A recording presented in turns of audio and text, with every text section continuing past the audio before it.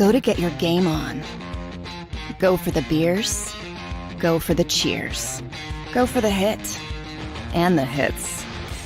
Go for the stakes and the stakes. Go to get your parlay on. Go to get your party on. Go for the scene. Go for the screens. Go for the gallery. Go for the win. Go to Ocean. Visit theoceanac.com to plan your visit. Philadelphia fans, we're cut from a different cloth. Born into a brotherhood and bonded to our team for life. We believe anything is possible because we've witnessed the impossible. While we may be from different neighborhoods, come Sunday, we are one, and we will be heard. Pondley Hockey, official partner of the Philadelphia Eagles.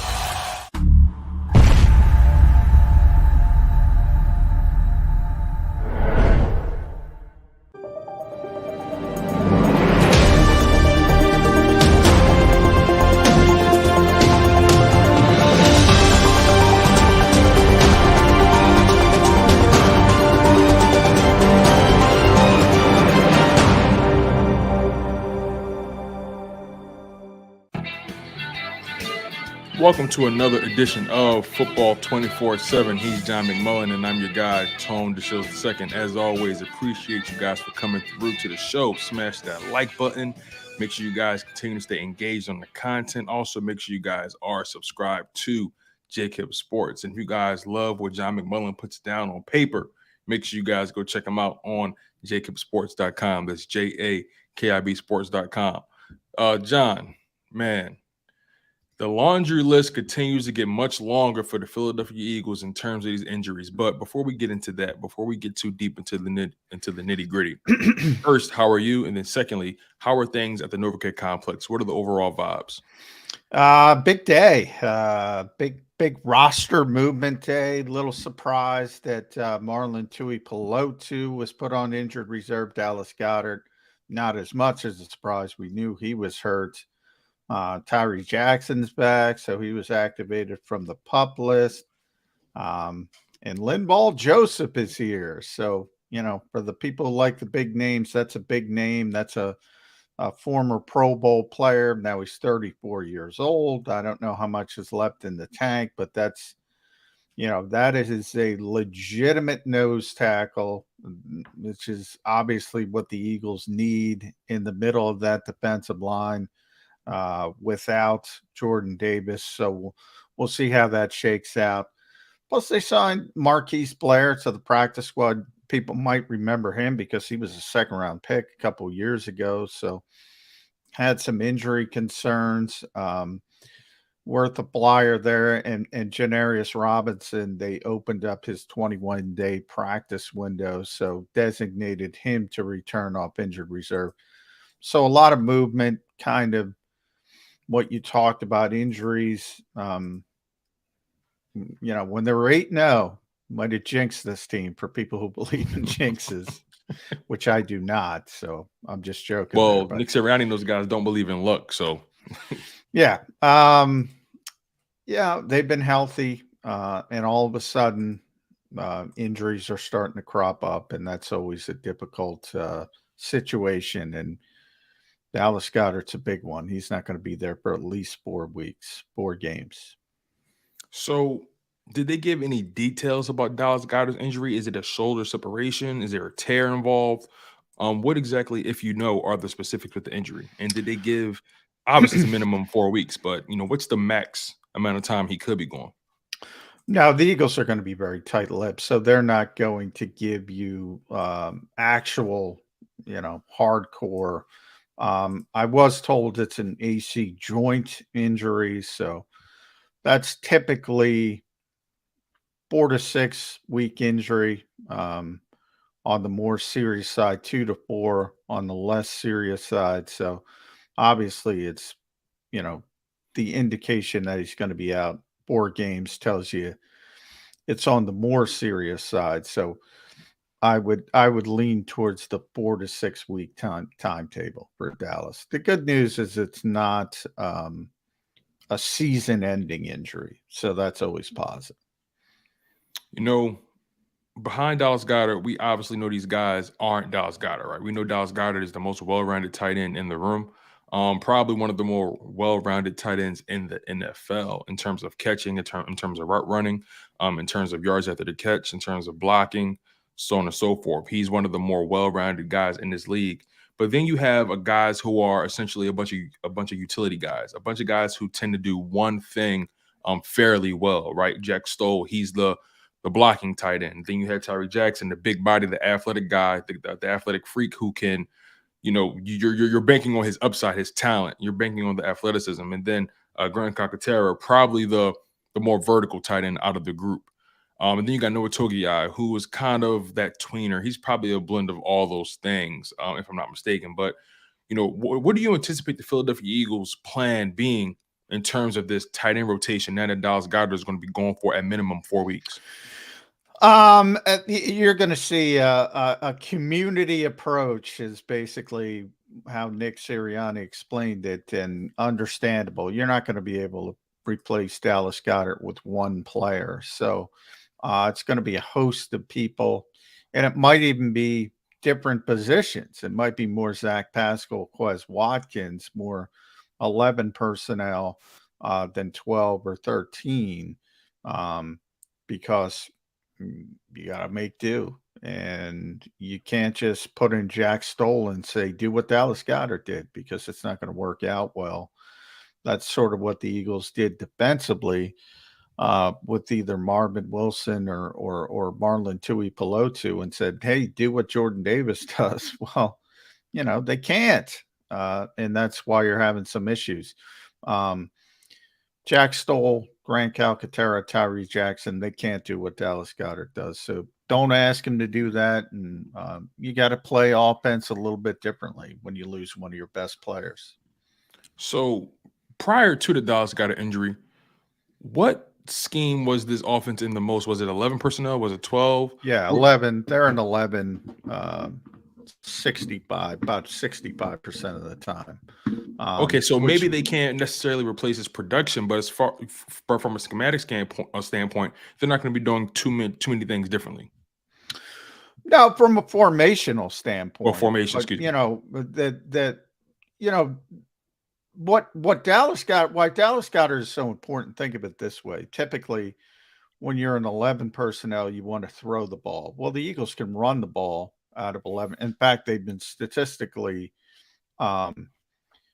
better at running the football out of 11 than 12 or 13, because Dallas Goedert can block, and a lot of tight ends in this league can't block. So if you're in 11, the defense knows you're probably going to pass the ball. Not necessarily with the Eagles. When they're in 12 or 13, especially 13, that's almost a declaration that you're going to run the football. Not with the Eagles. They can throw it because of Dallas Goedert. And he's so effective as a receiver. So he's a really big part of this offense. And the short answer is you can't replace him. You can't replace a top 5 player with another top 5 player. It doesn't work like that. So you got to make do. Did the team give any details? And again, I know they're tight-lipped about everything. That's pretty much how they've operated ever since Nick Sirianni got there. But what happened to Marley Tuipulotu? I don't recall him leaving the field. I don't recall him entering the blue tent in that Monday night game. What happened? Yeah, and even Nick, I'm not sure Nick knew. He finally did. We asked him about 3 times. Finally admitted it was a knee injury. It's interesting to me, because the Eagles are so close. You start thinking about these things and saying, well, they weren't very successful with Marvin Wilson or Marlon Tuipulotu. So you start to wonder, did they go out and get Linval Joseph because Marlon got hurt and you have 2, or were they going to get him anyway? Big question. And Nick kind of said they were happy with Marlon. So if you take him at face value, it's just an injury reaction, but I'm not so sure because they need. I talk about this all the time. To play defense the way they play defense, they need a real nose tackle. Now, I don't know what Linval Joseph has left at 34. Remember, he hasn't played this year. Has Exactly. been on the sidelines. But and I've talked to Jason Kelsey over the years a lot about Linval Joseph because when he was with the Giants and he was with Minnesota, he was one of the best nose tackles in football. I mean, he is what Jordan Davis hopes to be in the prime of his career. He was great. Jason would always call him the strongest player in the NFL. I mean, you could not move that guy. But he's 34 and he hasn't played. So, Robert Quinn was a great pass rusher. I don't know if he's a great pass rusher anymore. Things happen quickly in the NFL. So I don't know how much is left, but I do know the Eagles needed that player to play defense the way they want to play defense because I got in this and you were producing. I got in this with Jody this morning. He wants Nakobe Dean out there. He wants them to change their whole philosophy. They don't want to do that. They want to play quarters coverage on the back end. They want to play their zone coverage. And to do that, they need a big stinking nose tackle to tie up people. And they didn't have it. They might have it today. They might not. They might have a 34-year-old who can't play anymore. But they That might was have actually what I was curious about. He's 34, right? And you have to ask, and you said it yourself, how much does he have left in the tank? And because of Jordan Davis and Marlon T going down, this defensive tackle group just got significantly older. So it makes you really wonder how long can these guys last? Again, this run defense has been abysmal week after week after week, and it seems like it's deteriorating. Each week they're giving up more and more rushing yards, and they're going up the middle. Teams aren't even going outside the tackles to run. They're just going straight up the middle, really. And people people wonder, is Fletcher Cox done? Is he washed? We know Javon Hargrave isn't the best run stuffer, but you bring in Linval Joseph, a 34-year-old, 13 years, has experience, and it seems like that's what they opted for. Am I correct in saying that they opted for experience over youth? Well, I mean, they experience is part of it. I mean, Linval at the bare minimum knows how to play the position. But they wanted the skill set more than anything else. They wanted to know they didn't have a nose tackle. They didn't have a backup nose tackle.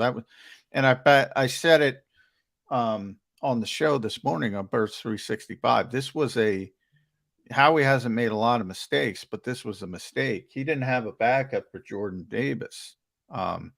And again, what we just talked about with Dallas Goedert, yeah, there's a huge drop off, but the Eagles have plenty of backup players. They have Jack Stoll, who's competent. They have Grant Calcaterra, who has some upside. They have Tyree Jackson, who has some upside. They have Noah Tungiai, who's competent. A wide receiver, AJ Brown. Yeah, it's a huge downgrade if he can't play, and you have to go to Quez Watkins as your 2 and Zach Pascal as your 3. But they can play. They can play.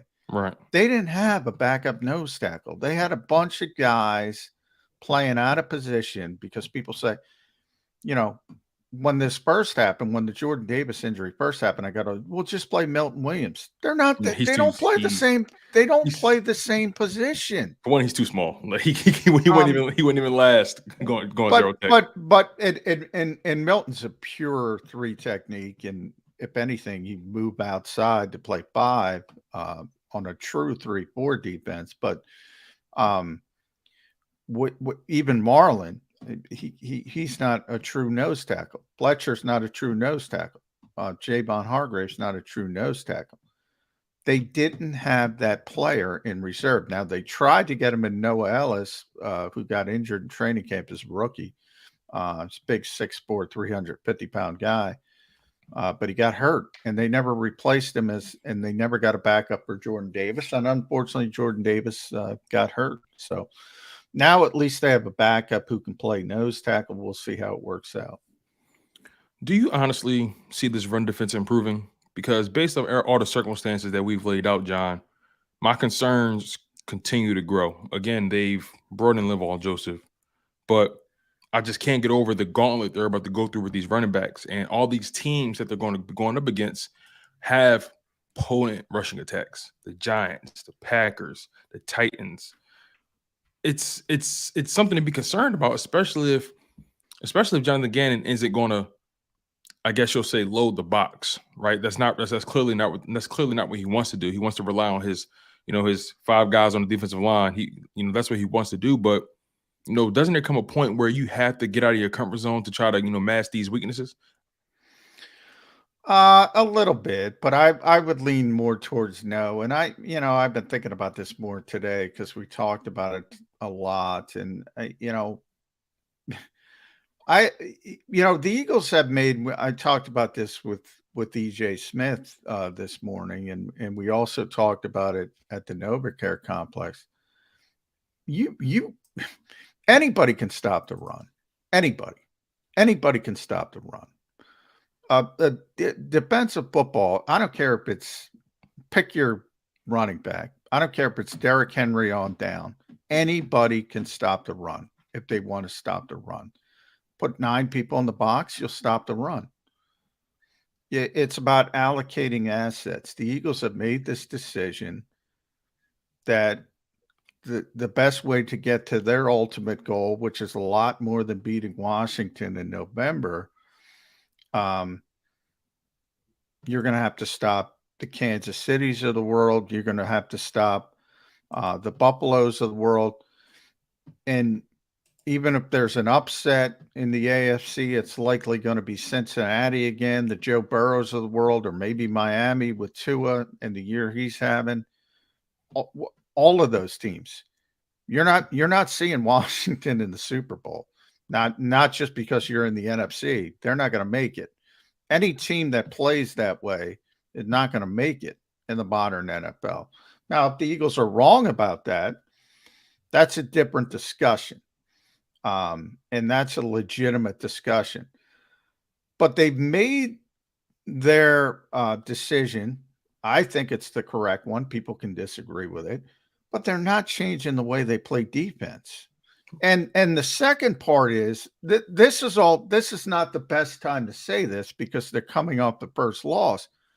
But think about it. If you didn't watch that game, Tone, and I told you Washington was going to run the ball 45 times, whatever they ran the ball, averaged 3.1 yards per carry, and their longest run was 11 yards. If I told you that before the game, you would probably say, well, the Eagles won by 3-4 touchdowns. Right. That they weren't even the narrative is they were ineffective stopping the run against Washington. But in reality, they were ineffective on third down.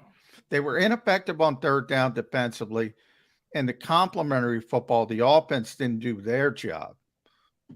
It's one thing to, again, when we talk about the time of possession, it doesn't have to, even if your defense is playing poorly, it doesn't have to be that drastic if the offense is doing its job. So is that not getting talked about enough? Is this offense not getting held to the fire enough? Not getting talked about at all. It was a perfect storm. I've said all week, this was the most well-rounded team in football through the first 8 games. And the irony was that was such a well-rounded loss. Everybody contributed. The defense on third downs, everybody talks about the running game. I mean, think about that. 3.1 yards per rush. Longest rush was 11 yards. And everybody in Philadelphia screaming, oh, they can't stop the run. I mean, does that make any sense? I mean, and by the way, they don't even allocate assets to stop the run. And they gave up 3.1 yards per carry and an 11-yard run. Was the longest run. So it's so confusing because I'm watching that game and it just felt like they were getting run over. And it's because of the number of runs and the time of possession. Okay. And obviously they just remained on schedule the entire time. They were averaging 3 yards. So if they ran the ball 2 times in a row, 3 yards there, then the extra yards, that puts them at third and 4. Yeah. Well, So yeah, and they had too many third and shorts. And look, this is by no means am I saying the defense played well. The defense didn't play well. They played really poorly on third downs, especially in the first half. And they didn't have any negative plays, so they didn't put Washington behind the sticks very often, which is what you want to do, and you want to put them on. So I call it the Leroy Horde game. Leroy Horde, one of the best short yardage runners I ever saw. He had one great quote when he was with the Vikings, and he said, "If you need 1 yard, I'll get you 3 yards. If you need 5 yards, I'll get you 3 yards." and he was a great short yardage runner, but I think people don't realize, 3.3 yards per run, 3.4 actually, it's going to get you a first down every time if you don't have negative plays. So that's kind of what happened. So, final question. The Colts matchup is coming up. And as the week progresses, we're going to, unpack this more and more. And I don't want a score prediction from you at all. It's too early for that. But what I would like is maybe as of today, your expectations for how you expect this defense to play. What adjustments do you expect Jonathan Gannon to make when it comes to defending Jonathan Taylor? And, 9 times out of 10, Matt Ryan will be the quarterback, a guy who's very savvy, older, a statue in the pocket, but very savvy. Do you expect more blitzes? More run blitzes? What's your expectation overall for this defense? Because I think that's the larger concern for this. The Eagles are going to play defense the way they play defense. They're going to play 5 and 4 man fronts. They're going to toggle in between. They're going to play quarters coverage on the back end with some cover 2 and cover 6 mixed in. And if they get in third and long, then you have the opportunity to do what the fans want, an occasional blitz and things like that. They're going to play defense the way they play defense. And just because, they went 8 games having the number 3 defense in the NFL with 8 wins. You don't throw the baby out with the bathwater because you have one bad game. And was it disappointing? Sure, it was disappointing. But I think people don't realize Washington had a very narrow path to victory. They had to play a certain way. And to their credit, they pulled it off and they did it perfectly. But that is a very, very narrow path. And if the offense held up their part of it, if they just didn't turn the ball over, they don't win that game, Washington. If the defense, forget about the run defense, if the secondary, if Darius Slay plays like Darius Slay, if the secondary does a little bit more on those third downs, who've been playing great football all year, Washington doesn't win that football game. So it's safe to say the Eagles were essentially out of character and expect the Colts game to be a get-right game for those guys. Yeah, I mean, they're the more talented team, and Indianapolis is going to go the same game plan Washington did. So they're going to have to pull off the same kind of thing to win the football game. They're going to try to run, and they're probably going to be more effective running the football because they have a better running back, although their offensive line has been terrible. So that factors into it as well. But Jeff Saturday's a former offensive lineman. Quentin Nelson's probably their only good offensive lineman this year. But they're going to try to do it. And, is the Eagles offense going to turn it over? Remember, they were plus 15. No luck. Well, now they're plus 13. So call it what you want. That's still crazy.